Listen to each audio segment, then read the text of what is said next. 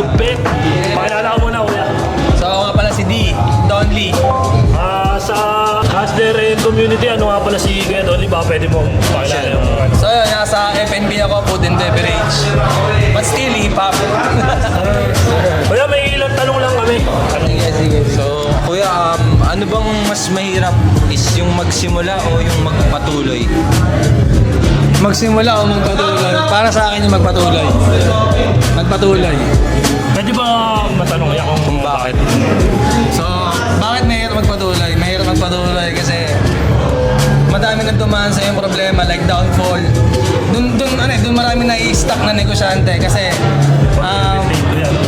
hindi na ma-maintain eh. So, ang hirap mag-umpisa ulit talaga. Basta para sa akin, mahirap mag-umpisa. Kaya baka pwede nating bigyan ng konting payo lang yung mga gustong magsimula kung bakit di sila makapagsimula. At sa mga may negosyo na nagpapatuloy pa rin. Paano ulit? Baka pwede natin bigyan ng konting payo o konting advice. Yung mga gustong magsimula na hindi talaga sila makapagsimula dahil wala silang idea. Then yung mga may negosyo na nagpapatuloy. Anong mga payo natin sa kanila? So yun, para sa inyo, have some faith. Yes, sir. Yeah, tapos, siyempre, tiyaga. Siyempre, babalik ko ulit sa umpisa. Kailangan mo lang magtiyaga, sipag, diskarte.